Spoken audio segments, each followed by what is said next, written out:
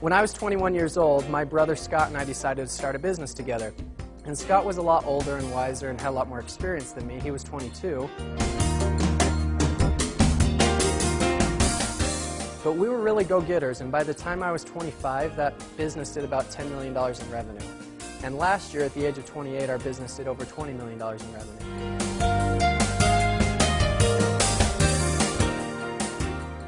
The number one key to you being successful in business and in life is your ability to relate to and get along with other people.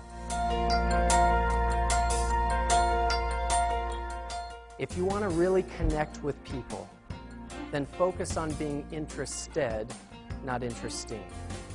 I think you should love what you do, because it's just a solid business principle that people who enjoy what they do, they excel at it.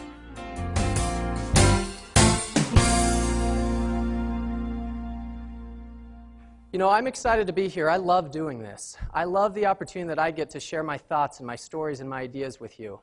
I was talking to my wife about that the other day, and I said, would you have ever imagined in your wildest dreams that I'd be able to do this all around the world? She got a little smile on her face, and she said, and Ty, in my wildest dreams, you don't even show up. And I thought, okay.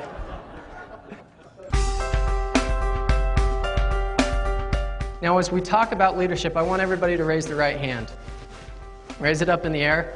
Now, everybody take your pointer finger and your thumb and make an OK sign. Now slowly bring it down to your face, and as you do, you see that circle that you've created, come down and put it onto your cheek. Oh, wait a minute. What happened? I said cheek, but I put it on my chin. And do you realize that the majority of everybody sitting here, they did what I did and not what I said? Okay? That's a leadership principle. How many of you would like to have more influence in the future than you ever had in the past? If you would, raise your hand and say absolutely. Absolutely. That's pretty good. Let's see if we can do a little bit better. How many of you would like to have more income in the future than you ever had in the past? If you would, say absolutely. Absolutely. I like it. How many of you would like to make a bigger impact in people's lives in the future than you ever made in the past? If you would, say absolutely. Absolutely. Okay, did you guys notice that you were the loudest on the income question? That's pretty typical, and that's okay. I don't mind speaking to a shallow audience. We're going to be okay tonight.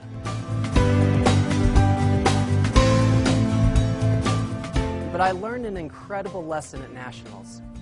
When I finished that presentation, the head judge handed me his business card, and he said, you know, I'd love to help you get started in business. Give me a call. And I kind of laughed, and I said, thank you, I appreciate that, but this was just a competition. I'm not planning on doing that. And then he taught me something that I've never forgotten.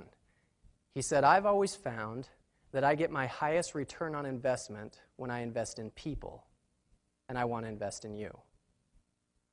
Now think about that for just a minute, because that's an incredible lesson.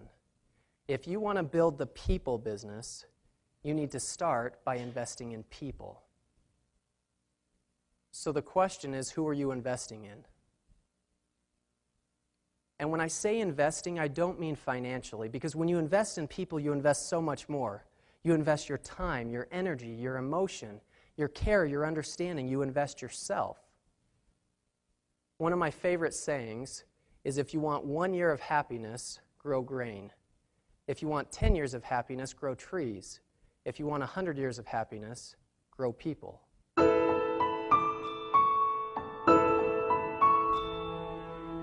In the early 1900s, there was a man named Michael Downing. He was 14 years old. He was riding on the back of a wagon in a snowstorm. He fell off of the wagon, and by the time his parents realized he was missing, he had severe frostbite.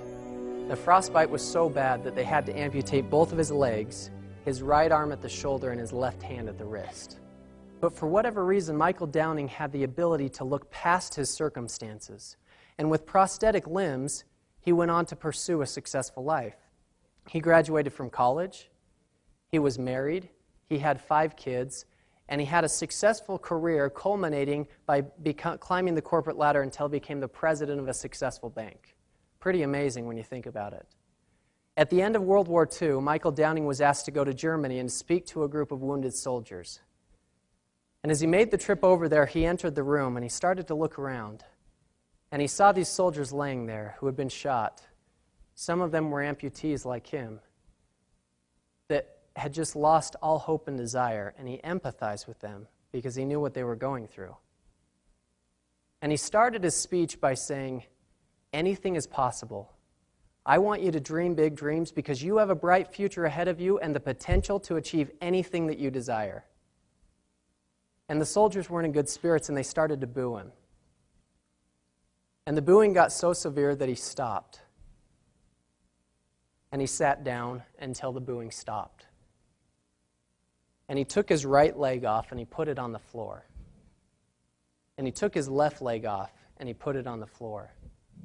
And he took off his right arm and he removed his left hand. And sitting there, a stump of a man, he started over.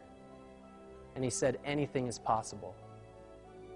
I want you to dream big dreams because you have a bright future ahead of you and the potential to achieve anything that you desire." Now, I have to imagine that that was the most inspiring speech that's ever been given. And his message is what I want to leave you with tonight.